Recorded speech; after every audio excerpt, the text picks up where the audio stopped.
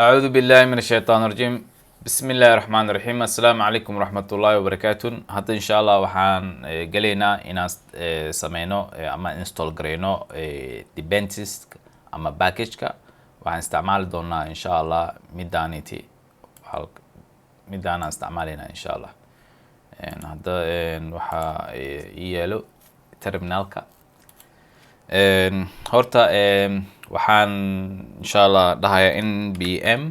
بعدين waa isticmaali karaa isigoo soo yareey waayo oo install dhahay ani install aan ku qorayaa si oo yani qof kastana confuse ku noqonin install markaan dhaho بعدين labadaaniti calaamad ayaan qorayaa بعدين save aan dhahaa markii saas dhaho ka bacdi waxaa laga rabaa package-ka magaciisa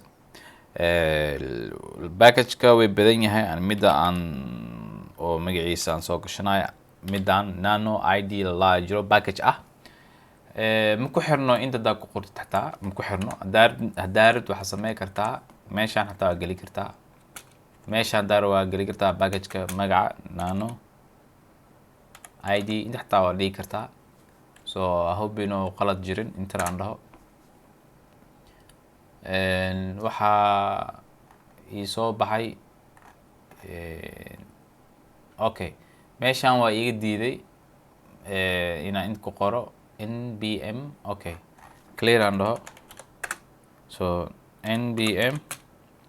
install بعدين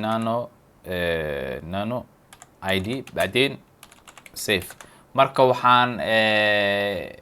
runtii waxaa la rabay inaa ko labadaanid soo horeysiyo ko kan soo horeysiyo kabacdi install ku xijiyo بعدين nanoganid id iyo kanne labadooda waxaa laga yaabaa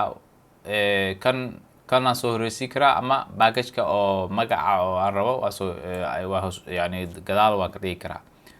laakiin sida hadda aragteen ma ii shaqeynin aan kan oo nano id yahay oo inta daan geeyo ma iiga shaqeynayo so marka waa aragteen in waxaas oo naqanaynin ama ii shaqeynin marka hadda inta aan dhahayaa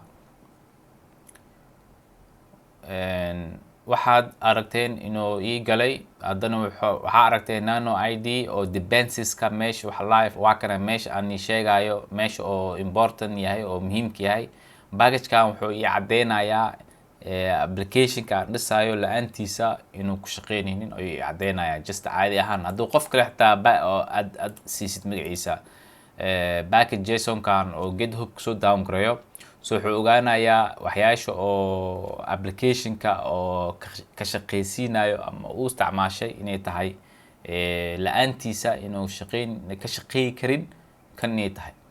kabacdi markii wax soo daan wax install sameysid isla markii wuxuu siinayaa wax la dhahay node module markaan dhahay local ayuu ku save gareynaa that means waxaan ka wadaa folder-ka oo npm-ka hadda isticmaalayo ayuu wuxuu gelinayaa folder cusub oo sameynaya automatic ah node modules la dhahayo kabacdi gudihiisa ayaa wuxuu gelinayaa application-ka ama package-ka ama module-ka oo aan kasoo qaatay npm install ku sameeyay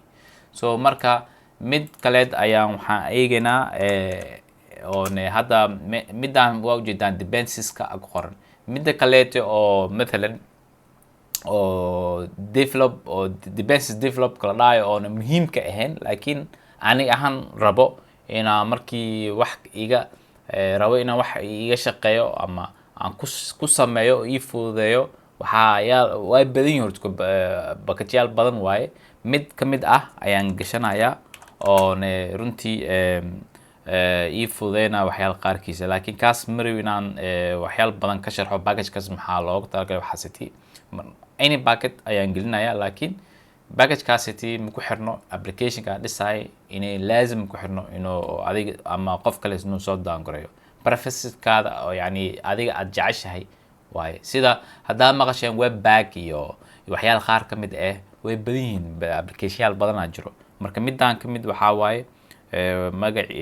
intaan magaciisaan es alla build allaya ka bacdi save markaan dhaho laakiin markaan waxaan kusii darayaa def intaan dhahayaa wax yaraan sugayaa waxaan rabaa okay wax yar waqti qaatay wax yar wuxuu soo bixiyay ka bacdi isla markii wuxuu ii sameeyey meel kaleeto oo Dave Debentis-ka ayuu ii geliyey taasoo haddana intaa inta imaado markii saas inta furtid oo haddaa waasid in case refresh meeshaan taabo meeshaan yar taabo refresh laayo taabo waa soo baxaa marka waxaad aragteen inuu magaciisa aan soo downgrade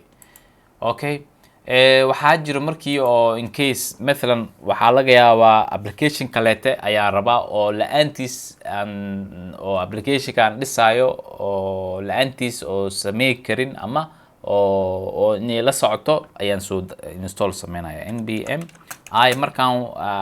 installkii aan soo yareynaya ka bacdi applicationka waxaa waaye swiper allah oone swiper waxaa tabeelaha oo wareegsanaya masawiryaasha ku jiro ka bacdi labadan oo magaciisa save line laakiin save hadda kama isticmaalay marka hore in case waxaan rabaa inaad dadka confuse ku noqon ayagaasi maxaa usoo gaabiyey ayagaan adigoo qorto waa install marka waxaan sameynayaa inaan ku qoro swiper okay marka hore waxaan ii dhahay markii saas npm install dhaysiin swiper ku qoraysiin